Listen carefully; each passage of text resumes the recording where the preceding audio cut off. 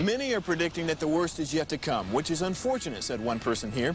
Until now, they've enjoyed the reputation of being the nation's icebox. Watched a burglar in his home this morning by webcam. As a journalist of over 25 years, stories are what make my world turn. Reporting live from the Dallas newsroom tonight, Jeff Crilley, Fox 4 News. But in 2008, I took the jump from my familiar life and started a PR firm from my home. We're talking about anyone with a camcorder like the one I'm using becomes a television network. We started slowly growing the company, and we now have over 100 clients, and we've branched into the world of live digital broadcasting. I now own 8 different TV studios and have a huge team, and the stories that I now get to share are sometimes the most important of my life. Life has a funny way of coming around full circle. This is the Jeff Crilley Show. Welcome to my show. Well, as all Texans know, when it gets cold outside, those little rodents get inside the home, and that freaks people out. And that's why I've got Mark Shetterly in studio. He's the owner of the DFW franchise of Critter Control. Welcome to the show. Thank you, Jeff. All right, I have to imagine that when you get calls, people are freaked out. I mean, they're hearing bumps in the night, maybe scratching in the night. They are, and it is usually a 911.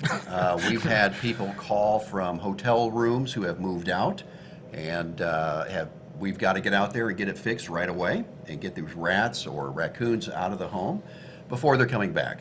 And so we see that quite often, and it is a 911 when they call us. So we are actually considered an emergency service from the Texas Department of Agriculture because we are dealing with wildlife in a home. Now, how did you get into this business? Well, actually, I was looking for an additional business as I was shutting down my real estate and getting into basically businesses that help people. Currently, this is what this business is. We go into a home, an individual has a serious issue of contamination. We've even seen where the home is unhealthy. Even seniors, it really gets sad at this point, senior citizens in bed at night getting bit by rats. Oh my God. And so it can be quite horrific. Sure. And so it's kind of like world's dirtiest jobs, I guess you could say that, and going in and pulling out the contamination in a home and then making it like new again. And so, yeah, at the end of the day, I've always been in businesses, been an entrepreneur for over 30 years, and every business I've been in, we're there to help somebody do something to improve their life. In some way. It's got to be rewarding to take care of a problem that has been bothering a family for a while.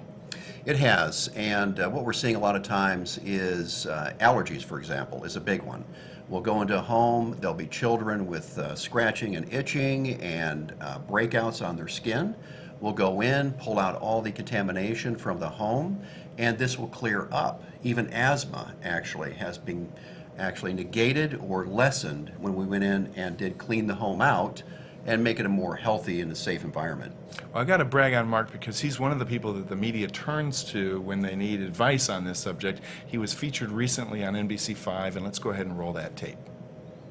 Well, here's hoping the warm weather holds out for as long as it can, if for no other reason than this next story. Just like we seek shelter from the cold, so too do the creepy critters that call North Texas home. And our Ben Russell is live right now with a story, Ben, that I think has all of us wincing this morning. And I will start by saying I'm sorry. That's because we're talking about rats this morning. We're going to talk about raccoons this morning. Look at those little guys sneaking into homes. We're going to talk about squirrels squeezing their way into our homes to bunk with us. Mark Shetterly and the folks with Critter Control know all about this. Their phones are ringing off the hook these days. Ever since our first freeze a little while back, they estimate a quadrupling of their calls.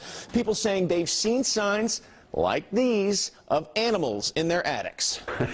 It's a little bit of a panic situation, obviously. I've even had wives call me from hotel rooms who have taken the kids and moved out and said, when you get this fixed, honey, we'll be back. And that fix is typically a combination of traps and then cutting off the access to the attic in the first place. And we're told those homeowners need not feel less than if they've taken on rodents for roommates. And this is proof that you are far from alone. This is a heat map from Critter Control showing North Texas. Just for a point of reference, that's DFW Airport right there in the middle. A warmer color means more warm activity from these kind of guys we're talking about. And that's happening in a lot of places. Like this is Dallas. Even this right here, that's hoity-toity University Park, for example. I asked what these hot areas have in common. Typically, they're more established neighborhoods. That means more mature trees, more water sources nearby, as well as sewer systems. So, essentially, if you live here in North Texas, you aren't too far away from those friends of ours. Guys? Oh, Ben, thank you. I know you had to. So I think, and I love that piece because it pointed out, I put an exclamation point on, it doesn't matter what neighborhood you live in. I mean, I'm assuming some of these homes in Highland Park are really exclusive homes. It's not like they're leaving food out.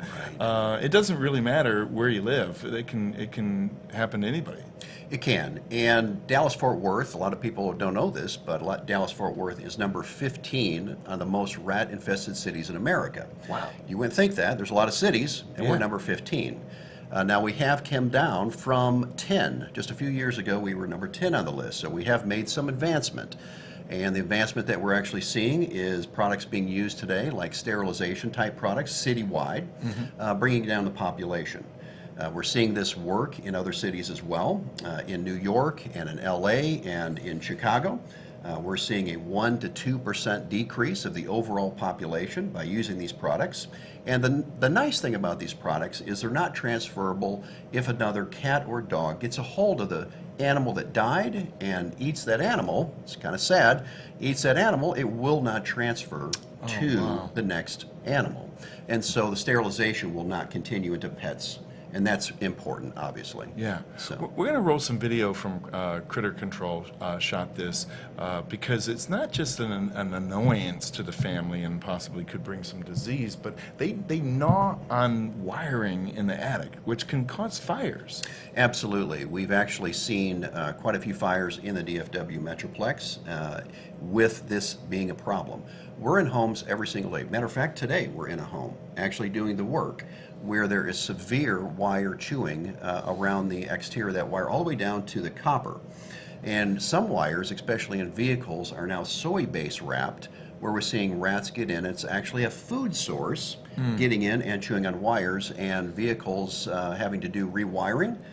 We were at a home the other day where it was $1,000 in repairs for an individual to repair their vehicle wiring issue. No kidding. How large a hole can a rodent crawl into? I mean, is it this size of a $50 or something like that? Or you know, it's kind of crazy, and we have video on this, and sometimes unless you see that video, you really don't quite believe it, but a quarter of an inch. And if a rat or a mouse can get its skull through it, what they'll do is they'll go through the hole.